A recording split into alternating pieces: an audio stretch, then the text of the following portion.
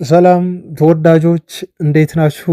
ማንቹናውያን በመላው ዓለም የምትገኙ በሀገር ውስጥ ያላችሁ የዩናይትድ ቤተሰቦች እንዴት ናችሁ? እነሆ ተገናኘን። እንደተለመደው ዛሬም በርካታ ያሉ ዜናዎችን ይዘንላችኋል። አብዛኞቹ ኦልሞስት ሁሉ ማለት ይቻላል ግን የዝውውር ዜናዎች ላይ ትኩረት ያደረጉ መረጃዎች ናቸው የሚደርሷችሁ። ከዝውውር ዜናዎቻችን በፊት ግን የፒኤፍኤው የዓመቱ ምርጥ ተጫዋች ሽልማት የመጨረሻ 6 እጩዎች ሲገለጹ ከታዳጊዎችን ጨምሮ 2 የዩናይትድ ተጫዋቾች ተካተዋል። የምንነግራችሁ ነው የሚሆነው። ስለዚህ ጉዳይ ስለ ማንቸስተር ዩናይትድ አዲስ ስቴዲየም ግንባታ ዙሪያ ምን ደረሰ ብላችሁ ጥያቄ የምታነሱ ደጋፊዎች ቀላል አይደላችሁ። አሁን ይሄ የአዲሱ ስቴዲየም ግንባታ ዙሪያ ፈር እየያዘ ነው። በጣም ጥሩ ዜና ከሲሞን ስቶንስ ተገልጿል፣ እንነግራችኋለን። ከዚህ ውጭ ደግሞ ወደ ዝውውር ስናልፍ በጣም ወሳኝ የሆኑ የዝውውር ዜናዎች ነው ዛሬ ያሉን። በነገራችሁ ላይ ሉዊስ ሆል ከኒውካስል ዩናይትድ ይፈልጋል። ስለዚህ ተጫዋች ዝውውር ጉዳይ ኤቨርተኖች በጥብቅ ዩናይትድ የሚፈልገውን ተጫዋች በተመለከተ የያዙትን አቋም እንዲሁ እነግራችኋለን። አንድ ተጫዋችም ሊያስፈርሙ ነው ተብሏል። ኤቨርተን ስሙ ከዩናይትድ ጋር የተነሳ ልጅ ነው።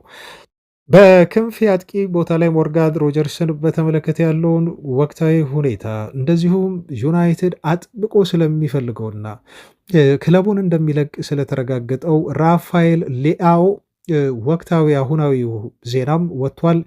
ምንድን ነው ይሄ ልጅ የዩናይትድ ዝውውር እውነት ነው ወይ ለሚለው ምላሽ እንሰጣችኋለን። ከዛ ውጭ ኢጎር ቲያጎን በተመለከተ የምናምነው ቤን ጃኮብስ ያወጣው መረጃ ያለ በጣም የሚያስደስት ዜና ላይ ነው አሁን ያለነው ቤተሰቦች። ዩናይትድ በዝውውር መስኮቱ ላይ ገና እንዳልጀመረ ዝውውሮችን የሚያመላክት ዜና ነው የወጣው፣ እነግራችኋለን አብራርተን። በአማካይ ቦታ ላይ በሰበር ዜና አሁን ቶክ ስፖርት ያወጣው ዜና ነው። ቶናሊን ለማስፈረም ዩናይትድ ፉክክሩን እየመራ ነው በሚል ለዩናይትድ የተሻለ እድል ሰጥቶታል። ከዛ ውጭ አንድ ጋዜጠኛ አለ። ይሄ ጋዜጠኛ ቶናሊ ለዩናይትድ የሚፈርምበት 4 ምክንያቶች ሲል እኔንም ያሳመነኝ እኔም የማምንባቸውን 4 ምክንያቶች ነግሮናል። እነኛ ምክንያቶች ምንድናቸው? በጣም ሚዛን የሚደፉ ምክንያቶች ናቸው። የማደርሳችሁ ይሆናል። ሜሰን ግሪንውድ ወደ ፌነርባቼ ለማምራት ተስማማ። ዩናይትድ ከዝውውሩ 40 ወይ 50 በመቶ ያገኛል። ይሄ ሲባል ምን ማለት ነው ግን ግልጽ ያልሆነ ነገር አብራራላችኋል። የማቲያስ ፈርናንዴዝ ዝውውርን በተመለከተ ዩናይትዶች ድርድራቸውን ቀጥለዋል። አዲስ ነገር ተሰምቷል በዚህ ልጅ ዙሪያ። ይሄን አዲስ ነገር አብራችሁን ስትቆዩ ስትከታተሉን እስከ መጨረሻው የምታገኙ ይሆናል። ተወዳጆች እንደተለመደው በላይክ በማድረግ በፍቅራችሁ አብራችሁን ሁሉ ላይክ አድርጉ። ቪዲዮዎቻችንን 1000 ላይክ ብታደርሱት ይህም ቪዲዮ በደስ ይለናል፣ ግን 900 ቢሆን አይከፋንም። አድማጮች አብራችሁን ቆዩ። መልካም ቆይታ። ዜናችንን ከፕሪሚየር ሊጉ ምርጥ ተጫዋቾች እጩ የመጨረሻ 6 ስለመቅረታቸው የሚያመላክት ዜና በማድረስ እንጀምር።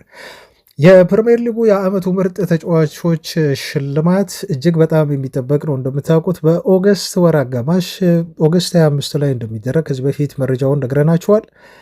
የወንዶች የፒኤፍኤ የዓመቱ ምርጥ ተጫዋች ሽልማት እንደዚሁም የወንዶች የዓመቱ የፒኤፍኤ ምርጥ ታዳጊ ተጫዋች በሚል በሁለት ዘርፍ እጩዎች የመጨረሻ እጩዎች ይፋ ተደርገዋል። በዚህ መሰረት ከዩናይትድ 2 ተጫዋቾች በታዳጊ እንደዚሁም በአዋቂዎች ዘርፍ መመረጥ ችሏል ማለት ነው። እንግዲህ 8 ነበሩ እጩ ተፎካካሪዎች ከዚህ በፊት። አሁን ከ8 ቀንሶ ወደ 6 ነው ይሄ ነገር የቀነሰው እና ብሩኖ ፈርናንዴዝ የመጨረሻ እጩ መሆኑ ታውቋል። እንዲሁም በታዳጊ ተጫዋቾች ደግሞ ኮቢ ሜኖ ዩናይትድን በመወከል የመጨረሻ 6 ተፎካካሪ ተጫዋቾች ውስጥ መካተት የቻሉ ዩናይትድ ተጫዋቾች ሆኗል። በአዋቂዎችም እንዲሁም በታዳጊዎች በሁለቱም ዘርፍ የተመረጠው ደግሞ ብቸኛው ተወዳዳሪ የማንቸስተር ሲቲው ብሪያን ቼርኪ ሆኗል። የፒኤፍኤው የመጨረሻ 6 እጩዎች በፌስቡክ ገጽ ላይ ይፋ ሲሆኑ የፒኤፍኤው የራሱ የፌስቡክ ገጽ አለ እና በዚህ የፌስቡክ ገጽ ላይ የመጨረሻ 6 እጩዎችን ሲያቀርብ እንደዚህ ብሎ ነው ያቀረበው። በነገራችሁ ላይ ለምሳሌ የብሩኖ ፈርናንዴዝን ሪኮርድ ብሬከር ብሎታል። ሪከርድ ሰባሪው በሚል የፕሪሚየር ሊግ ተጫዋቾች በሙሉ ሬት የሚያደርጉት ሲል ነው ያስተዋወቀው። የማንቸስተር ዩናይትዱ በፖርቹጊዝ ማግኒፊኮ ቶፕ 6 ውስጥ መግባት ችሏል በሚል ገጹ በተለየ መልኩ ብሩኖ ፈርናንዴዝ ሪከርድ ሰባሪ መሆኑን ገልጾ እንዲሁም ተጫዋቾች ሬት የሚያደርጉት ልጅ መሆኑን ገልጾ ነው ይፋ ያደረገው። ወደ ራይስ ስንመጣ ግን ራይስ ሲዝን ቱ ሪሜምበር ፎር ዲክላን ራይስ ብለው ነው የገለጹት።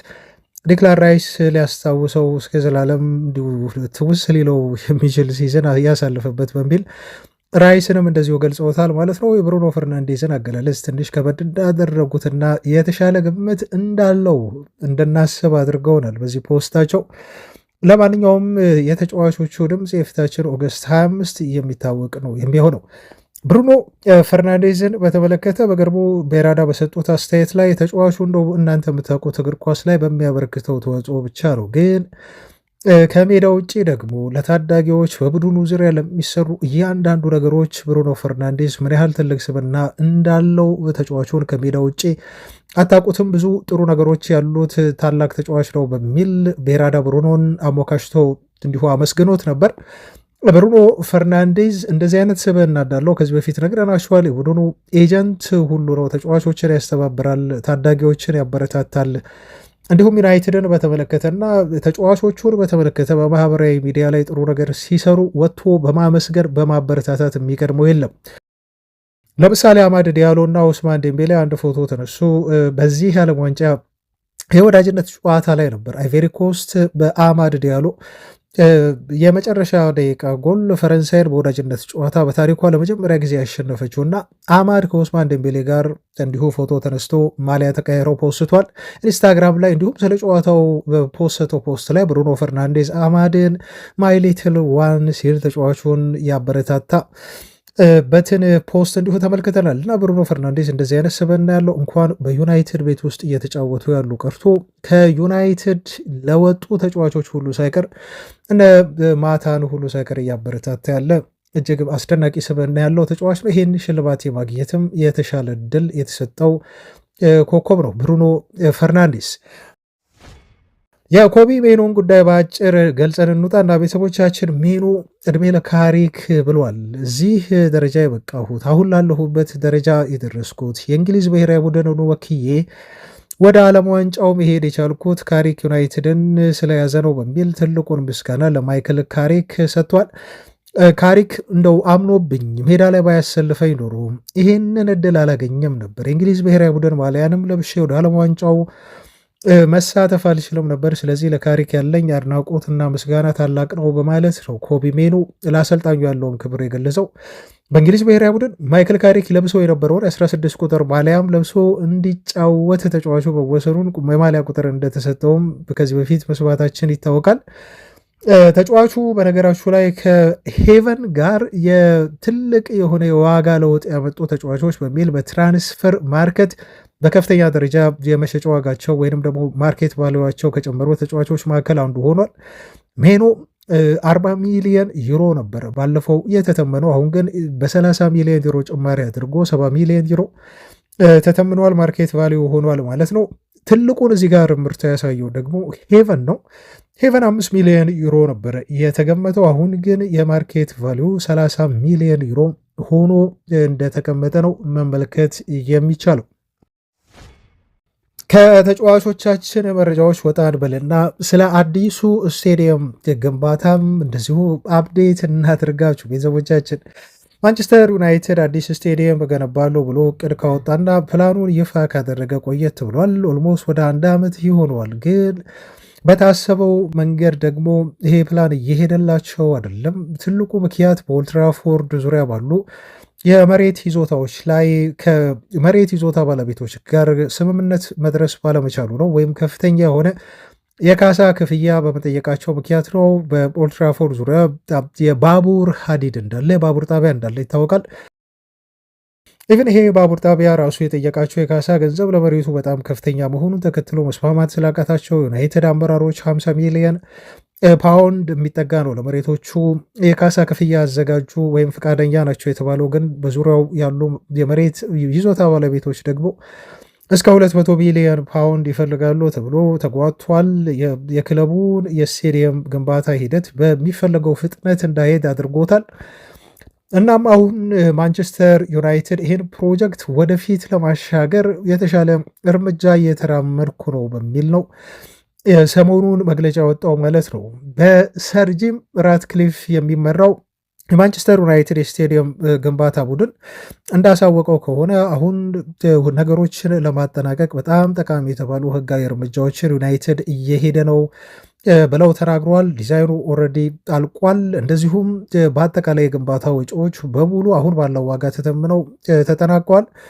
ከዛ ውጭ ደግሞ ትልቁ ክለቡ ሲሰራ የነበረው ባለፈው አመት ላይ ፈንዲንግ ሴኪር ማድረግ ነው። 2 ቢሊየን የእንግሊዝ ፓውንድ ነው የሚፈጀው። ይሄ ስቴዲየም 100 ሺህ መያዝ አቅም አለው።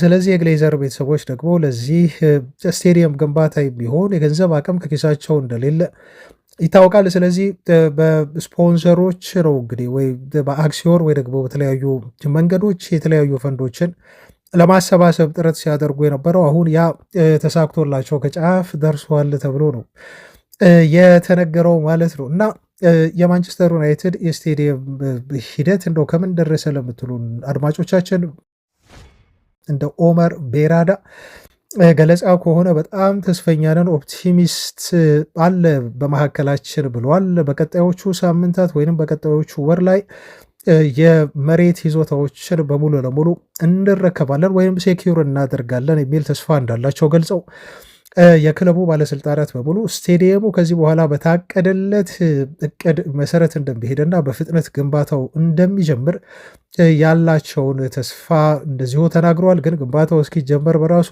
2 ዓመታትን ሊፈጅ ይችላል ማለት ነው። ኮንስትራክሽኑ ሪሊ መሬት ላይ ወርዶ የክለቡ ስቴዲየም ግንባታ በሚታይ መልኩ ግንባታ እንዲጀመርበት 2 ዓመት ያህል ያስፈልጋል። ከዛ ውጭ እንደው 5 ዓመት ስቴዲየሙ ይፈጃል የተባለው ይሄ ዝግጅቱ ለአንዱን ሴኪዩር ማድረጉና ሌሎች ስራዎችም ከግንባታ ውጭ ብዙ ጊዜ ስለሚወስዱና እንደው በጣም አስፈላጊና ወሳኝ የሆኑ ስራዎች ስለሆኑ እነሱ ቀድሞ መጠናቀቅ ስላለባቸው ነው በሚል ነው እንግዲህ ምናልባት በአቀዱበት ሰዓት ስቴዲየሙ ላይሰራ ይችላል። ግን በጣም በቅርቡ ሁኔታዎች አልቀው ወደ ስቴዲየም ኦፍ ፊዚካል ግንባታ ቡድኑ በቀጣዮቹ 1-2 ዓመታት ውስጥ እንደሚገባ ነው ያላቸውን ተስፋ ኦመር ቤራዳ የገለጹት። ዘገባው የቢቢሲው ጋዜጠኛ ሲሞን ስቶንስ ነው።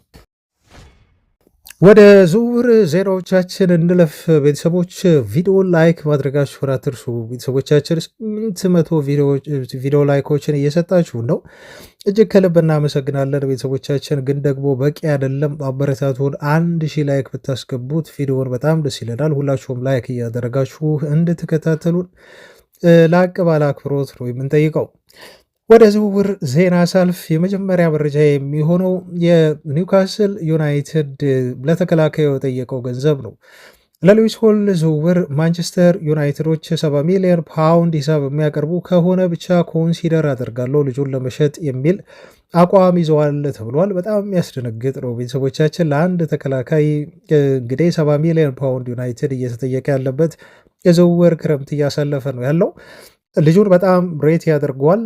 ዩናይትድ ተጫዋቹን በሚገባ በሁሉም ረገድ መልምሎ ለዩናይትድ ለቀጣዮቹ 10 ዓመታት የሚያገለግል በተለይ ለሉክ ሾው በጣም ከቨር የሚሆን ወደፊት ለብዙ ዓመታት ይህን ተጫዋች ሊተካ የሚችል ልጅ ነው ብለው ዩናይትዶች ያሰቡት ነው። ልጁም ቢሆን ኒውካስልን ለቆ ዩናይትድን የመቀላቀል ምንም ችግር የለበትም እና በሉክ ሾው በቀጣይ ሲዘን በፕሪሚየር ሊጉ፣ በኤፍኤ ካፕ፣ በካራባው ካፕ፣ በአውሮፓ ሻምፒዮንስ ሊግ በየዓመቱ የተጫዋች ልክ እንደዚህ ሲዝን ሁሉ ይጫወታል የሚል እምነት የላቸውም ዩናይትዶች። ለዛም ነው ግራ ተከላካይ ማስፈረም ግዴታ መሆኑን አምነው ወደ ገበያው የወጡት። ግን ደግሞ እቺ ዩናይትድ ታክስ ከምትባለው ነገር በጣም አስቸግራለች። ማንቸስተር ዩናይትድ ላይ የሚጣለው ተጨማሪ ተጫዋቾች ግብር በሉት በዝውውር ላይ ቢያንስ ዩናይትድ ሲፈልግ በእያንዳንዱ ተጫዋች ላይ 20 ሚሊዮን ፓውንድ ሂሳብ ነው የሚጨምረው በአቬሬጅ። ይሄ የታዘብኩት ነው ቤተሰቦቻችን፣ ዘንድሮ ብቻ አይደለም ባለፉት የዝውውር መስኮቶች ላይም ዩናይትድ በጠየቃቸው ተጫዋቾች ላይ ቢያንስ በትንሹ 20 ሚሊዮን ፓውንድ ተጨማሪ ታክስ እንደሚጣልበት ነው ማረጋገጥ የቻልኩት። ሉዊስ ሆልን ዩናይትድ ይህን ያህል ገንዘብ አውጥቶ ያስፈርመዋል የሚል እምነት የለም። ምናልባት ክለቡ እስከ 50 ሚሊዮን ፓውንድ ድረስ የሚሸጥለት ከሆነ ለኒውካስል ይህን ገንዘብ ሊሰጥ ይችላል። ግን እስከ 70 ሚሊዮን ፓውንድ ዩናይትድ መሄዱ እንደዚሁ አጠያያቂ ሆኗል። ተጫዋቹ በጣም እድሜው ገና ነው። ጥሩ የሆነ ፍጥነት ያለው ተጫዋች ነው። ቀልጣፋ ነው። በጣም ጠንካራ የሆነ ልጅ ነው። እንደዚሁም ኳስ ላይ ያለው ብቃት በተለይ ደግሞ የሉክሾ ትልቁ ድክመት ነው ተብሎ የሚገለጸው ቦክስ ውስጥ ቡድኑ እንዲያጠቃ ኳሶችን በመጣል በማጥቃት ደረጃ ቲሙን በማገዝ ትልቅ ተስፋ የተጣለበት ብዙዎች እንዴት ይሄ ልጅ ለእንግሊዝ ብሔራዊ ቡድን አልተጠራም በሚል የቶማስ ቱኸልን ምርጫ እንደዚሁ ጥያቄ ውስጥ የጣሉበትና ቶማስ ቱኸል ስህተት እንደሰራ ያነሱበት ተጫዋች ነው። ምርጥ ሲዝን ያሳለፈ ልጅ ነው። ይህንን በአውሮፓ ሻምፒዮንስ ሊግ ላሚን ያማልን በማቆም በደንብ አሳይቶናል ልጆች ችሎታ እንዳለው እና ዩናይትዶች 70 ሚሊዮን ፓውንድ ይከፍላሉ ተብሎ አይጠበቅም። ግን አሁንም በማንቸስተር ዩናይትድ የግዢ ሊስት ውስጥ እንዳለ ነው ሉዊስ ሆል መረዳት የምንችለው። ኤቨርተኖች በማንቸስተር ዩናይትድ በጥብቅ የሚፈለገውን ተጫዋች ሃይደን ሃክኔን ዝውውር ለማጠናቀቅ ከጫፍ እንደደረሱ ተገልጿል። የ23 ዓመቱ የአማካይ ስፍራ ተጫዋች በኤቨርተን የግዢ ሊስት ውስጥ ገብቶ በጣም ጠንከር ያለ ፍላጎት ያደረበት ተጫዋች ነው የተባለው። በኤቨርተን በኩል በተለይ ልጁን የማስፈረም ከፍተኛ የሆነ ቁርጠኝነት አለ። በዛ ምክንያት ነው ተጫዋቹን ለማስፈረም ከጫፍ የደረሱት ተብሏል። ዘገባው የዛ አትሌቲክ ነው። ይሄ ልጅ የአውሮፓ ባቢን የሻምፒዮንሺፕ የእንግሊዝ የዓመቱ ምርጥ ተጫዋች ተብሎ ተመርጧል። በነገራችሁ ላይ እንደዚሁም የፒኤፍኤ የዓመቱ ምርጥ የሻምፒዮንሺፕ ተጫዋች በሚል የመጨረሻ 6 እጩዎች ልክ እንደ ፕሪሚየር ሊጉ ይፋ ሲሆኑ ሁሉ ተጫዋቹ የመመረጥ እድል ይዞ የመጨረሻ 6 ውስጥ መካተት የቻለ ልጅ ነው ሃክኔ። በአማካይ ስፍራ ቦታ ላይ ልጁ ይህን ያህል በጣም ተጽዕኖ ፈጣሪ ነው ባይባልም ግን ለቲም ባላንስ ጠቃሚ የሆነ እንደው ችሎታው ጎልቶ ባይታይም ግን ቲሙን በደንብ አድርጎ መምራት የሚችል ምርጥ የአማካይ ስፍራ ነው ብሎ ያሞካሹታል። ተጫዋቹ በሚድልስ ቦሮ ኮንትራት እንዲፈርም በክለቡ ተወትውቷል፣ ተጠይቋል። ግን ደግሞ 12 ያህል ወራት ብቻ ነው የቀሩት ተጫዋቹ ኮንትራቱን ሊያጠናቅቅ አዲስ ውል አልፈርምም ብሏል። ክለቡን ለመልቀቅ እንደተዘጋጀ ነው የተነገረው። ሚድልስቦሮዎች ደግሞ ለተጫዋቹ የማይረባ ገንዘብ ከሚቀርብልን እስከ 20 ሚሊዮን ፓውንድ ሂሳብ ብቻ አግኝተን ከምንለቀው ለተጫዋቹ ጥሩ የዝውውር ጥያቄ ካልቀረብልን ብናቆየው ይሻላል በሚል አቋማቸው ጸንተዋል ተብሏል። ስለዚህ ከ20 ሚሊዮን ፓውንድ በላይ ኤቨርተኖች እንዲከፍሏቸው ይፈልጋሉ። ይህን ያህል ገንዘብ የማይሰጧቸው ከሆነ ግን በክለቡ አቆይተው ቀጣይ የፕሪሚየር ሊግ ፕሮሞሽንን ለመፍጠር ተጫዋቹን ያቆዩታል ተብሎ ተዘግበዋል። የዛ አትሌቲክ ዘገባ ነው። ዩናይትድ ይሄን ልጅ በማይክል ካሪክ አማካኝነት አጥብቆ እንደሚፈልገው መነገሩን እንዲሁ ሰምታችኋል። ግን ኤቨርተን በዝውውሩ ላይ ገፍቶ እንደሄደ ነው አሁን እየወጡ ያሉ መረጃዎች የጠቆሙት። በሌላ ዜና እንደው ከኤቨርተን መረጃ ሳንወጣ ኤቨርተኖች በዩናይትድ በጥብቅ የሚፈለገው ሊልማን ንዳይ ላይ የ80 ሚሊዮን ዩሮ የዝውውር ዋጋ ለጥፈዋል ተብሎ ተነግሯል። በጣም የሚያስገርም ነው። እዚህም ተጫዋች ላይ ቀደም ብሎ ተይዞለት ከነበረው የ60 ሚሊዮን ዩሮ 20 ሚሊዮን ዩሮ ጭማሪ እንዳደረጉ መመልከት ይቻላል። ተጫዋቹን በተደጋጋሚ ጊዜ አዲስ ኮንትራት ለማስፈረምና ውሉ ለማርዘም ፈላጊ ክለቦቹን ለማራቅ ጥረት ቢያደርጉም ኤቨርተኖች ግን አሁን ልጁ አልፈረምም ብሎ በዚህ አቋሙ ጸንቷል። ምክንያቱም ኮንትራቴ ላይ የውል ማፍረሻ ሂሳብ አካቶ ሲል ኤቨርተኖችን ጠየቀ። ኤቨርተኖች ደግሞ የውል ማፍረሻ ሂሳብ ለማካተት ፈቃደኛ አይደሉም፣ ወይንም ደግሞ በሚያካትቱበት ሁኔታዎች ላይ አልተስማሙም። በዛ ምክንያት ንዳይ ኮንትራቴን አልፈረምም ብሎ ከኮንትራት ድርድር ራሱን አግሏል።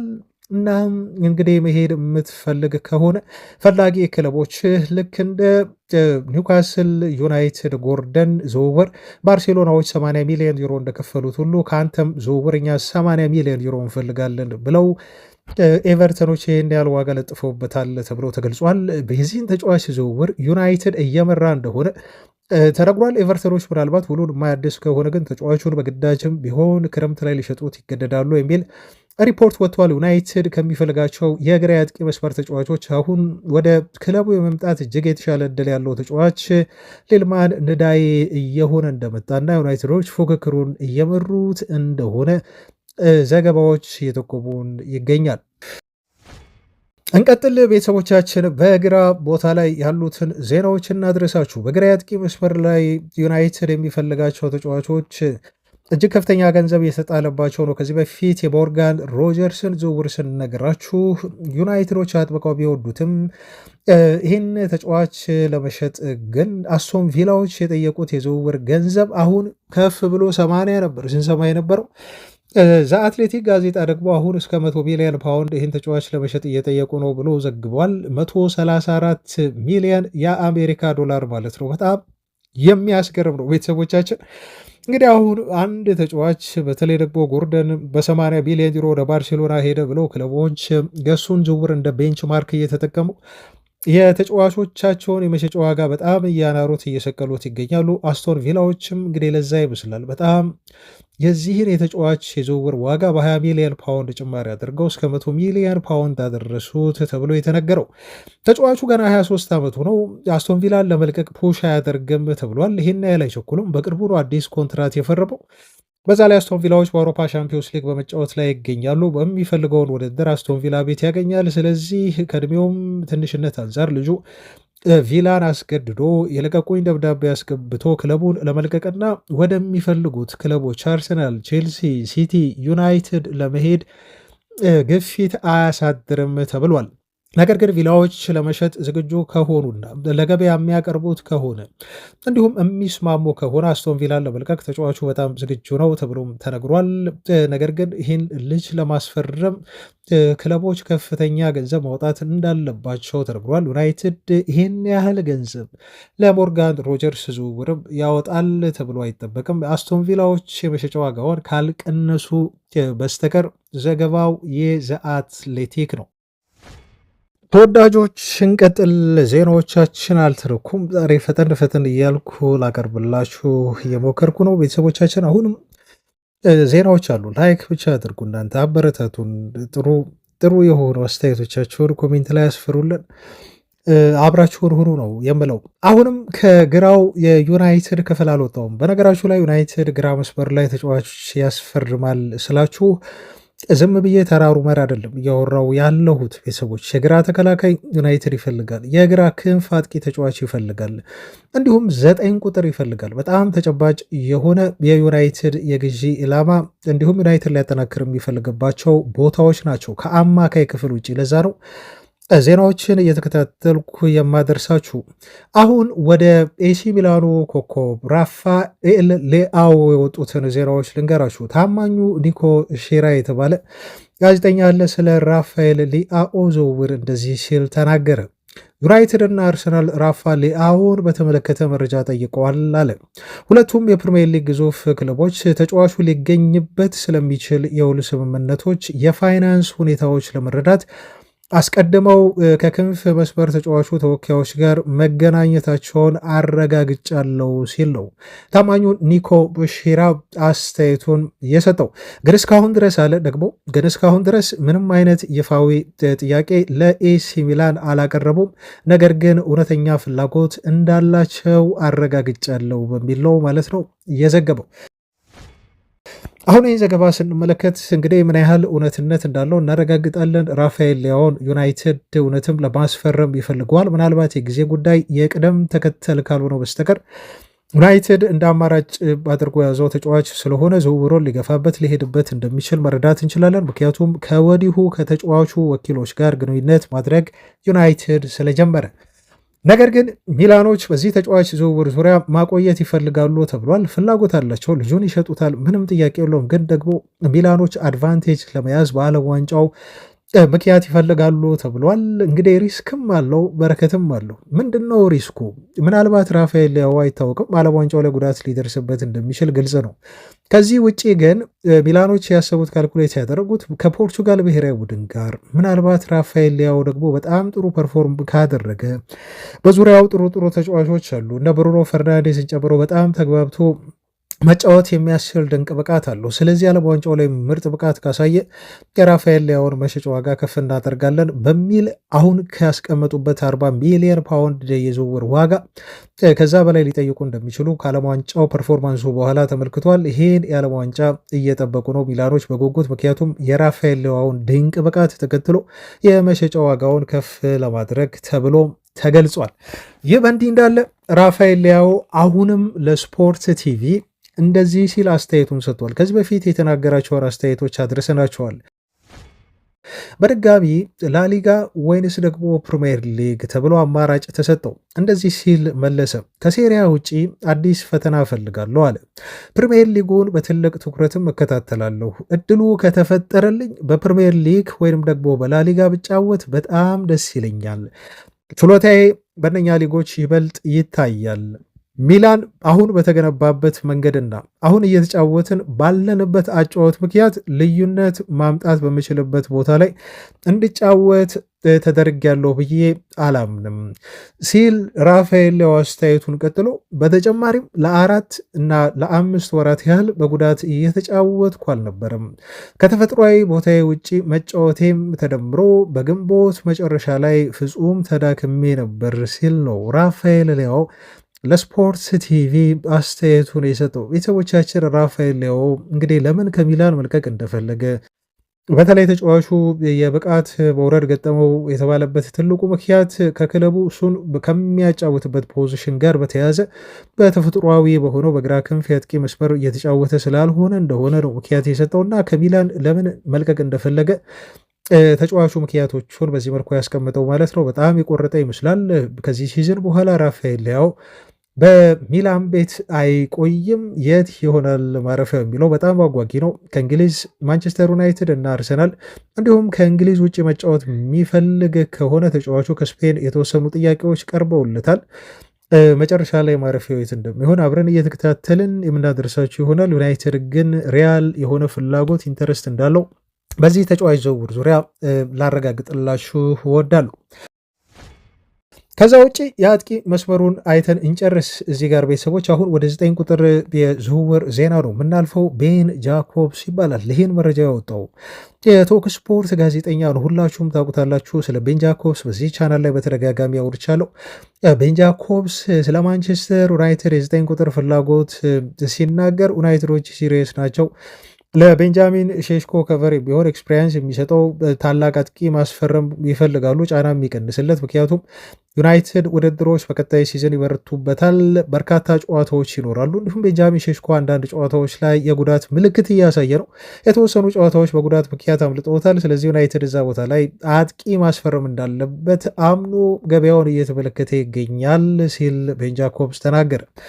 ብሬንትፎርዶች አለ ግን ብሬንትፎርዶች ምናልባት ወደ ክለባቸው ሊመጡ ዩናይትዶች ይችላሉ በሚል ኢጎር ቲያጎን በተመለከተ ታዲያ ተጫዋቹን ዋጋ ከወዲሁ ተምነው እየተጠባበቁ ይገኛሉ ብሏል። እንግዲህ ለምዷል ከዩናይትድ ተጫዋቾች ሊያስፈሩባቸው እንደሚያንኳኩና ዩናይትዶች በየክረምቱ ተጫዋች ለመግዛት ብሬንትፎርድን እንደሚጠይቁ ከባለፈው ከብሪያን ምቡሞ ዝውውር በኋላ አሁን ያስባሉ። የሚፈልጓቸው ተጫዋቾች ደግሞ ይኖራሉ። ዩናይትዶች ከብሬንትፎርድ ባለፈው ብሪያን ምቡሞን አመጡ።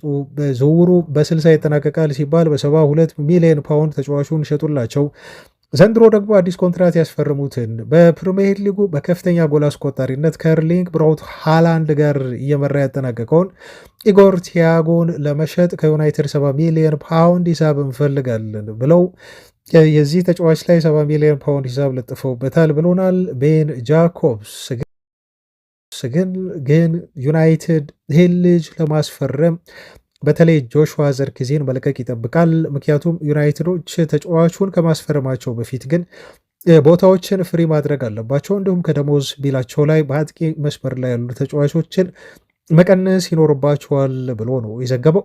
ምናልባት አንዱ ሆይላንድ ክለቡን ለቋል። ከሱ ጠርቀም ያለ ገንዘብ ከሽያጭ አግኝተዋል። ምንም እንኳን በኪሳራ ተጫዋቹን ለናፖሊ ቢሸጡትም አሁን ደግሞ ጆሹዋ ዘርክዜ በክለቡ መቆየት ይፈልጋል። ለክለቡ ፍቅር አለው። ከተጫዋቾቹ ጋር ጥሩ የሆነ ግንኙነት አለው። ግን ደግሞ ዩናይትዶች እንደው በሽያጭ እንኳን ባይሆን ተጫዋቹን በውሰድ ወደ ጣሊያን ወደ ገዙበት ሀገር ሊመልሱት ዝግጁ መሆናቸው ተገልጿል። በተለይ ሮማ ተጫዋቹን ለማስፈረም ፍላጎት ያለው ክለብ ስለመሆኑ ነው የተነገረው። ስለዚህ የዩናይትድ የ9 ቁጥር ፊርማ ወይም አዲስ አጥቂ ማምጣት ጉዳይ ከዘርክዜ መቆየትና መልቀቅ ጋር የሚያያዝ እንደሆነ ግን ዩናይትዶች ሪያል የሆነ ኢንተረስት እንዳላቸው በአጥቂ መስመር ላይ ታማኝ የተባለው ቤን ጃኮብስ ነው የገለጸው። አድማጮች መረጃዎቻችን ይቀጥሉ። አሁን ደግሞ ወደ አማካይ ስፍራ የዝውውር ዜናዎቻችን እንለፍ። እዚህ ጋር ምን አደረሳችሁ መረጃ የሚሆነው በጣም አጠር ያለው አሁን ይሄን ዜና እየሰራሁላችሁ አሁን ሪከርድ እያረኩ በኢትዮጵያ ሰዓት አቆጣጠር ኦልሞስት 6 ሰዓት ምሳ ሰዓት ላይ ሆኗል። እስቲ እንደው አዳዲስ ነገር ካለ በሚል መረጃዎችን ከምሰበሰብባቸው ዌብሳይቶች ቼክ ሳደርግ ነው ቶክ ስፖርት ኤክስክሉሲቭ በሚል ይህንን ዜና ይዞ የወጣውና በጣም የምትጠብቁት ምናልባትም በጣም ሊያስደስታችሁ የሚችል ትልቅ የሆነ የዝውውር ዜና ነው ቤተሰቦቻችን። ምክንያቱም ማንቸስተር ዩናይትድ በሳንድሮ ቶናሊ ዝውውር ላይ አሁን መምራት ጀመረ ፉክክሩን ሲል ቶክ ስፖርት ዘገበ። ከዛ ውጭ አርሰናልና ማንቸስተር ሲቲ እንደሚፈልጉትም ጠቅሷል። ግን በቀዳሚነት እየተከታተሉት ያለ አማካይ ስፍራ ተጫዋች አይደለም በሚል ነው ዩናይትድ የሳንድሮ ቶናሊን ዝውውር እየመራ መሆኑን ማረጋገጫ የሰጠው። ቶክ ስፖርት ኒውካስል ዩናይትዶች ልጁን ምንም እንኳን የመሸጥ ፍላጎት ባይኖራቸውም ግን ለተጫዋቹ የዝውውር ዋጋ 100 ሚሊዮን ፓውንድ እና ከዛ በላይ ከቀረበላቸው ተጫዋቹን ለመሸጥ ዝግጁ ናቸው የሚል ሪፖርት ይዞ ወጥተዋል። በጣም የሚያስገርም ነው። ቤተሰቦቻችን ዩናይትድ የሚፈልጋቸው ተጫዋቾች በሙሉ ቅድም እንዳልኳችሁ ከመጀመሪያ ከተከላካይ ጀምሮ እስከ አማካይ እስከ ክንፍ አጥቂ ተጫዋቾች ድረስ የ20 ሚሊዮን ፓውንድ ተጨማሪ የዝውውር እንዲሁም በታክሶች እየተጨመሩበት ነው ዩናይትድ ላይ። በጣም ያስገረመኝ መረጃ ነው። በነገራችሁ ላይ ቶናሊ ከዚህ በፊት ለማስፈረም ይህን ተጫዋች በጣም በቂ የሆነው ገንዘብ 80 ሚሊዮን ፓውንድ ተብሎ ሲነገር ነበር። አሁን ግን የተጫዋቹ መሸጫ ዋጋ 100 ሚሊዮን ፓውንድ ሊደርስ ይችላል ብሏል ቶክ ስፖርት። አሁንም ከዚህ ዜና አልወጣንም፣ ተያያዥ መረጃዎች አሉን፣ አብረን እናደርሳችኋለን። ለምሳሌ አንደኛው የአማካይ ስፍራን የተመለከተ የዝውውር መረጃችን እጅግ ከሚታመነው ከስቲቨን ሬልሰን የተገኘ መረጃ ነው። እንደዚህ ያለ ቶናሊ ምናልባት ለማንቸስተር ዩናይትድ ሊፈርም የሚችል እና ዩናይትዶች ሊያስፈርሙት ከፍተኛ እድል ያለው የአማካይ ስፍራ አማራጫቸው ይመስላል በሚል ነው ይሄ ጋዜጠኛ የተናገረው። ምክንያት አለው። ምክንያቱን ሲናገር ደግሞ 1 2 3 እያለ የራሱን ዝርዝር ምክንያቶች አቅርቦልናል እና እነኛ ምክንያቶች ምንድናቸው የሚለውን አብረን እንመልከት። ለምሳሌ አንደኛው ምክንያት እሱ ያለው የኢልየት አንደርሰንን ጉዳይ ነው ያነሳው። ፎረስቶች በተለይ የፎረስት ቼርማን የሆነው ኢቫን ጄሎስ ማሪናኪስ ለተጫዋቹ ዝውውር የሚፈልጉት 120 ሚሊዮን ፓውንድ ነው። እንደምታውቁት ማንቸስተር ሲቲ ጠይቋቸው 90 ሰጥተው እምቢ ብለው ውድቅ አድርገውባቸዋል። አሁን ሲቲዎች እያመረቱ ነው። በድጋሚ እንመለስ ወይስ ሌላ ተጫዋች እናስፈርም የሚለው ላይ ታዲያ የፎረስቱ ቼርማን እየፈለጉ ያሉት ዩናይትድም እዚህ ጨረታ ውስጥ እንዲገባና የተጫዋቹ የመሸጫ ዋጋ በጣም ከፍ እንዲለው። ነገር ግን የፎረስቱ ቼርማን እንዳሰቡት ዩናይትድ እዚህ ተጫዋች ላይ ጨረታ ውስጥ መግባት አልፈለገም። ስለዚህ ዩናይትድ ራሱን አግሎ ሁኔታውን በጣም በቅርበት በመከታተል ላይ ብቻ ይገኛል።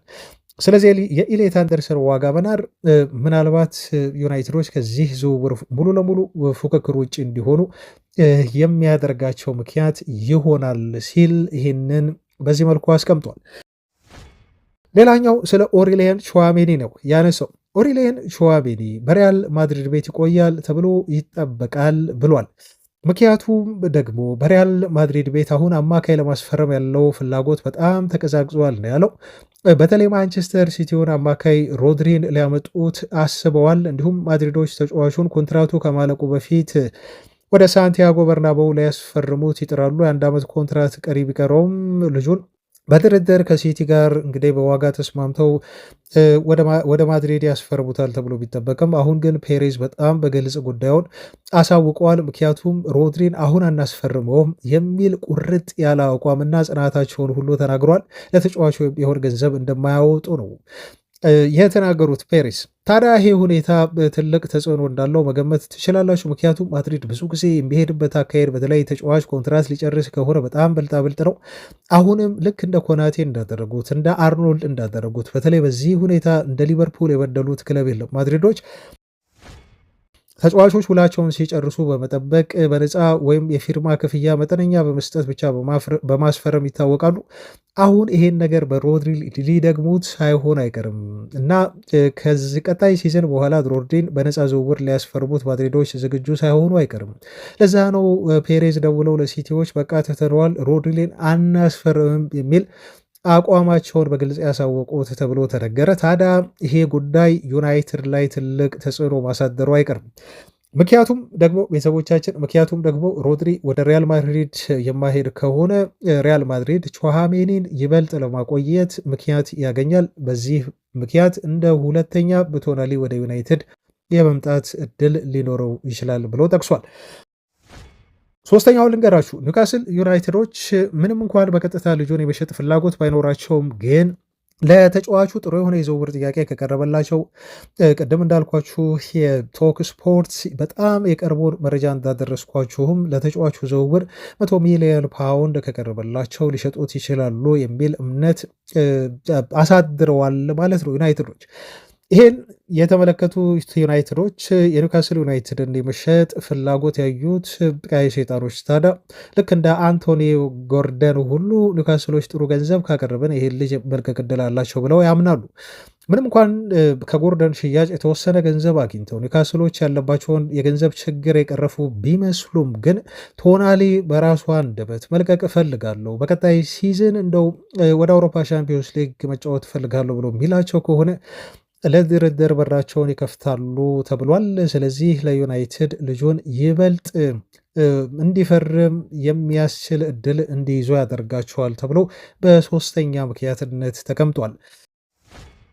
በአራተኛ ምክንያትነት የተጫዋቹ የግል ፍላጎት ነው። ቶናሊ ከዚህ በፊት በጣም በግልጽ ተናግሮታል። በተለይ ባለፈው ጥር የዝውውር መስኮት ላይ ኒውካስል ዩናይትድን ለመልቀቅ በጣም ተቃርቦ እንደነበር ተጫዋቹ እንዲሁም ለመልቀቅ በይፋ ሁሉ ለክለቡ ሰዎች ነግሮ በሩን ክፍት አድርጎ ከክለቦች ጋር ለመደራደር ዝግጁ እንደነበር ተመልክተናል። ከዛ በኋላ እንኳን ወኪሉ በጣሊያን ሆኖ በሰጠው ቃለ መጠይቅ ላይ ምናልባት ቶናሊ ወደ ቀጣይ ስቴፕ ለመሸጋገር መፈለጉ ተፈጥሯዊ ነው። ምክንያቱም ተጫዋቹ የእንግሊዝ ፕሪሚየር ሊግን ዋንጫ ማንሳት አቅም ወዳለው ክለብ ማምራት ይፈልጋል። ይሄ ደግሞ ከተጫዋቹ እድገትና መሻሻል ጋር ተያይዞ የመጣ የተሻለ አምቢሽን ፍለጋ ነው በሚል ወኪሉ ለጣሊያን ሚዲያዎች ይህን አስተያየት መስጠቱ ልጁ ምን ያህል ከኒውካስል ለመውጣት ፍላጎት እንዳለው ማሳያ ይሆናል ተብሎ ተገልጿል። ስለዚህ እነኚህ አራት ምክንያቶች ቤተሰቦቻችን በጣም ሚዛን የሚደፉ እንደው የዚህ ሰው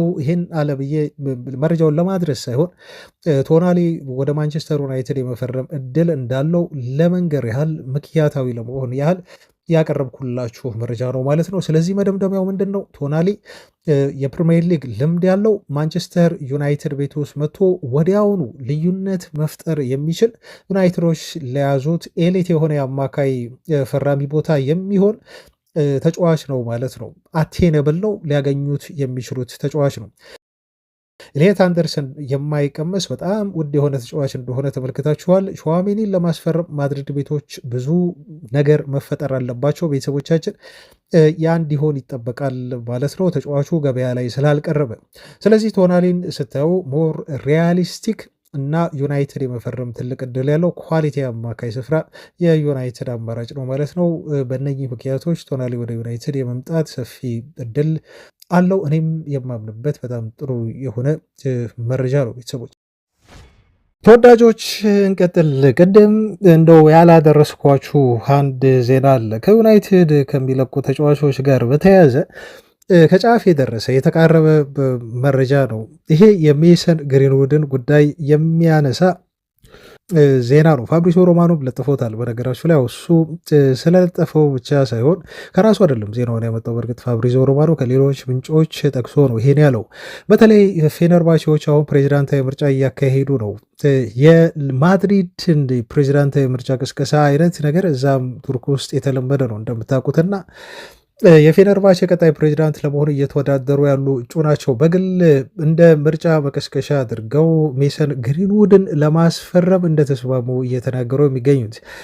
ተስማሙ ስንል ከክለቡ ጋር አይደለም፣ ከራሱ ከተጫዋቹ ከሜሰን ግሪንውድ ጋር ነው። ተነጋግረው በ4 ዓመት ኮንትራት ልጁን ከኦሎምፒክ ደ ማርሴ ለማስፈረም በኮንትራቱ ዙሪያ ጨርሻለሁ፣ ከመረጣችሁኝ እኔን ግሪንውድን አመጣላችኋለሁ የሚል ቃል የገቡት ማለት ነው። ልክ ኦሊሴን አመጣለሁ ብለው ሮቤርቶ ፔሬዝ እንደዚሁ ቃል እንደገቡት ሁሉ ለሪያል ማድሪድ ደጋፊዎች በቱርክ ፌነርባቼም ይሄ የሆነ ነው የሚገኘው እና ሁኔታው ለማንቸስተር ዩናይትድ ተመቸኝ አይነት ነገር ፈጥሯል።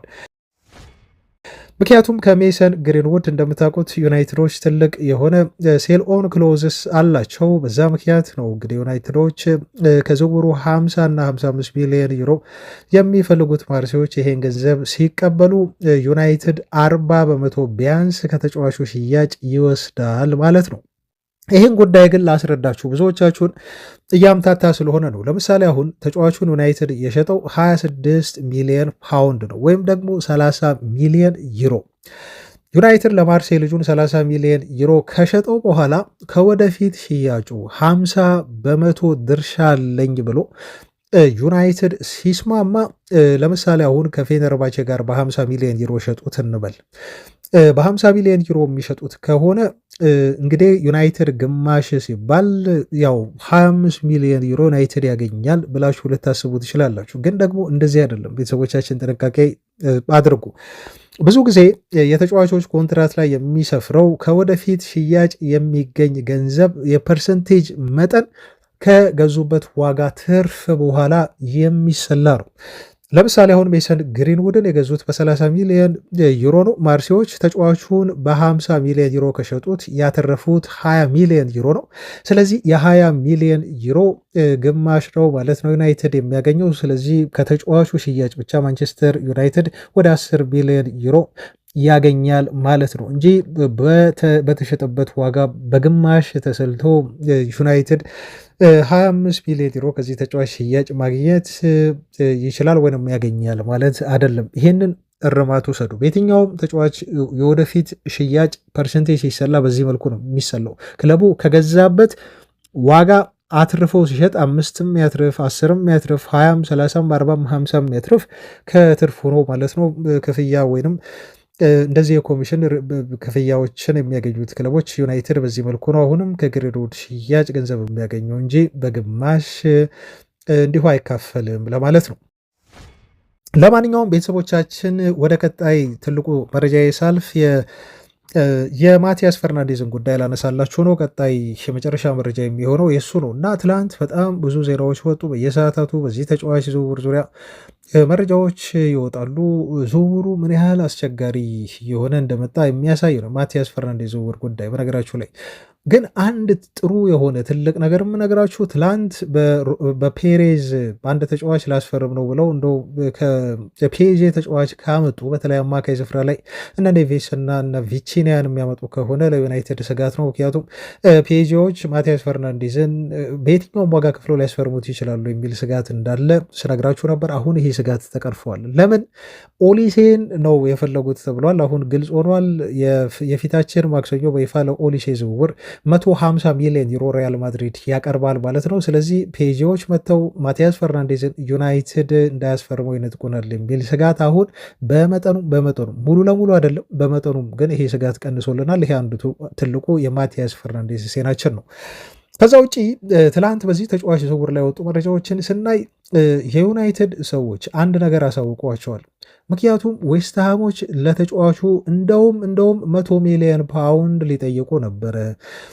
ከፕሪሚየር ሊግ መውረዳቸው ነው የተጫዋቹን የመሸጫ ዋጋ ወደ 80 ሚሊዮን ፓውንድ እንዲቀንሱ ያደረጋቸው እንጂ ፕሪሚየር ሊግ ውስጥ ቢቆዩ ኖሮ 100 ሚሊዮን ፓውንድ ለመጠየቅ ነበር ያሰቡት ወይም ያቀዱት ተብሎ መነገሩ ነው። በጣም ያሳቀኝ ዜና።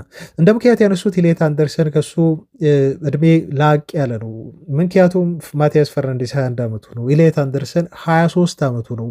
ግን ደግሞ ስታስቲካዊ ቁጥራዎቻቸውን ስናያሉ ዌስትሃሞች ከኢሌት አንደርሰን የተሻለ እንደውም አንዳንድ ቦታ ላይ የተሻለ ቁጥራዊ መረጃ ልጁ አለው። በዛ ምክንያት ኢሌት አንደርሰን እድሜውም ከሱ በ2 ዓመት የጨመረ ስለሆነ ኢሌት አንደርሰን ከሚሸጥበት ዋጋ በታች ልጁ አይገባውም በሚል ልጁ ላይ 100 ሚሊዮን ዩሮ የመሸጫ ዋጋ ሁሉ ሊለጥፉ አስበው ነበር አሉ። ከዛ ውጭ ከዚህ በፊት እንደነገርናቸው ሳውዛምፕተኖች 15% ከተጫዋቹ ወደፊት ሽያጭ ክፍያ አላቸው። ልክ ሜሰን ግሪንውድ ላይ ዩናይትድ እንዳካተተው ማለት ነው። እና ለሳውዛምፕተን የሚከፍሉት ክፍያ ስላለ ይሄ ሁሉ ተደማምሮ ነው የተጫዋቹን የመሸጫ ዋጋ እንግዲህ ቀንሰው 80 ያደረጉት እንጂ 100 ሁሉ ሊጠይቁ ዝግጁ እንደነበሩ ነው። በጣም ካስገረመኝ ዜና ይህን ትላንት የሰማሁት።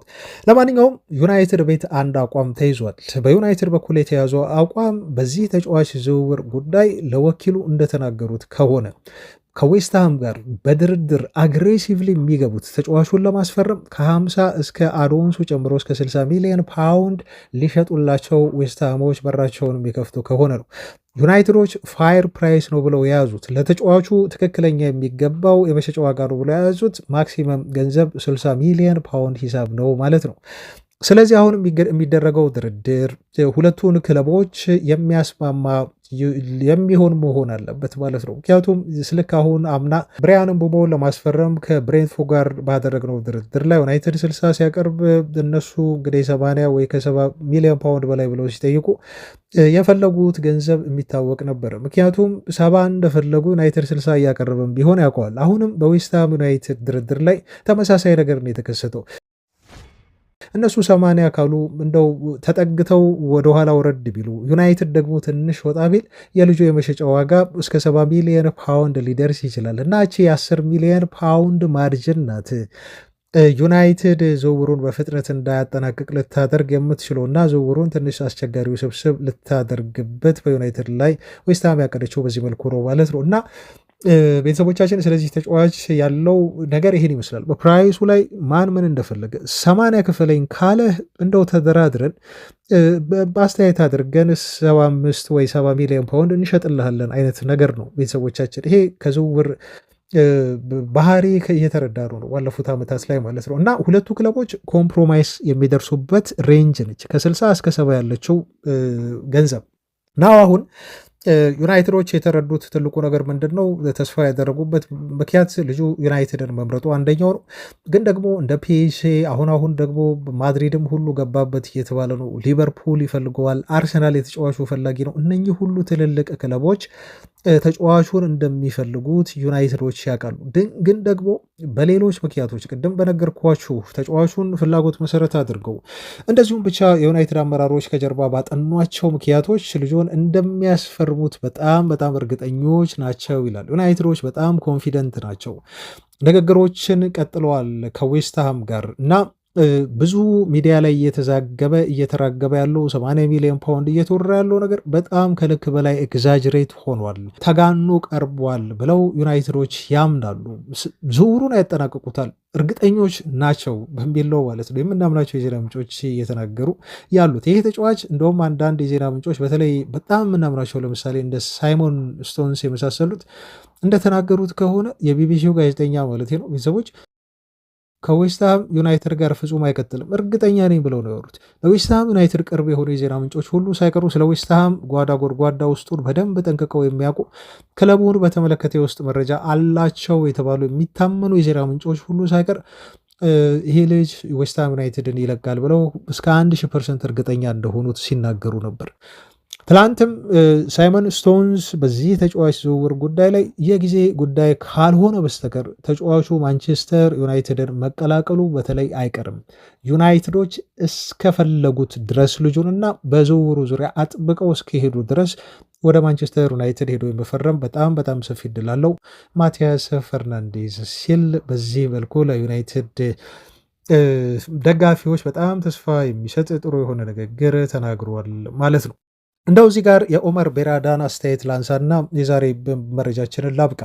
ኡመር ቤራዳ በዚህ ክረምት የዝውውር መስኮት ላይ ልክ እንደ ባለፈው ክረምት ሁሉና ምናልባትም በበለጠ ከባለፈው ክረምት የዝውውር መስኮት በበለጠ ዝውውሮችን በጣም በተጠናና ስኬታማ በሆነ መልኩ እናጠናቀቃለን ሲሉ አስተያየት ሰጥተዋል። በጣም ግልጽ የሆነ ፕላን አለን፣ ምን ማድረግ እንዳለብን፣ በየትኛው ፖዚሽን ላይ መጠናከር እንዳለብን ጠንቅቀን እናውቃለን።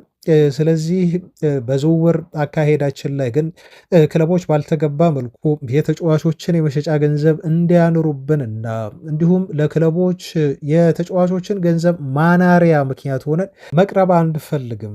ኤግዛጅሬት የሚደረግ የዝውውር ገንዘቦችን በጥንቃቄ እናያለን፣ ግን ደግሞ ክለባችን የሚያስፈልገውን ተጫዋች ስለምናቅ ፍለክሰብል ሆነን ዝውውሮችን በሚገባ መልኩ እና በትክክለኛ አካሄድ ብቻ እንፈጽማለን ሲሉ ቤራዳ አስተያየት ሰጥተዋል። ይሄ ንግግራቸው የሚያመላክተው እንደው የተጋነነ ገንዘብ እንደማያወጡ ከማርኬቱ በላይ ማርኬቱ ዲክቴት እንዲያደርገን አንፈቅድም ነው ያሉት።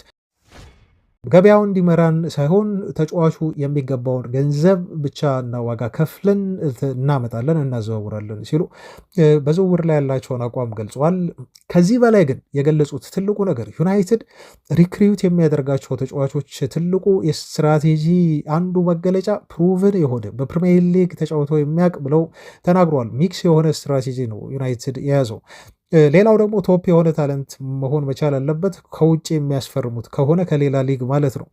ከዛ ውጭ ኤክስፒሪየንስ ያለው እና ወጣት ታዳጊ ተጫዋቾችን እንዲሁ የቀላቀለ ፊርማ ይፈጽማሉ። ከዛ ውጭ ደግሞ ሎንግ ተርም ቫሊዩ ያለው ተጫዋች ማስፈረም ይፈልጋሉ ማለት ነው። ከአጭር ጊዜ መፍትሄ ይልቅ ለምሳሌ በውሰት ማምጣት አይፈልጉም ወይ ለአንድ ለሁለት ዓመት አይደለም ክለቡ ለቀጣዮቹ 5 ወይ 4 ዓመታት በደንብ ማገልገል የሚችል ዩናይትድን ተጫዋች ያስፈርማሉ። ታዳጊን በተመለከተ ደግሞ ለቀጣዮቹ ምናልባት 8-10 ዓመታት ክለቡን ማገልገል የሚችሉ ትልቅ ተሰጥኦ ያላቸውን ተጫዋቾች ያመጣሉ።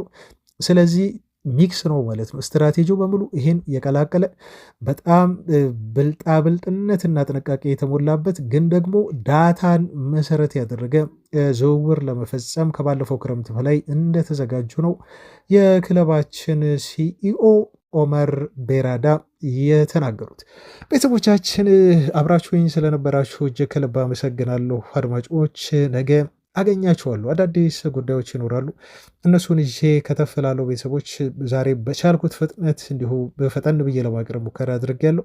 ቅዳሜም ነው እንዲሁም ስራ ይኖርባቸዋል፣ የተለያዩ ጉዳዮች አሉ። አንዳንድ ጊዜ እንደዚህ ፈጠን ማለት ይኖርብናል በሚል ነው። ማብራራት ባለብን ጉዳዮች ላይ ደግሞ ማብራራታችንን ወደፊት እንቀጥላለን። አመሰግናለሁ። ነገ እንገናኛለን። ሰላም ሁኑ ባይ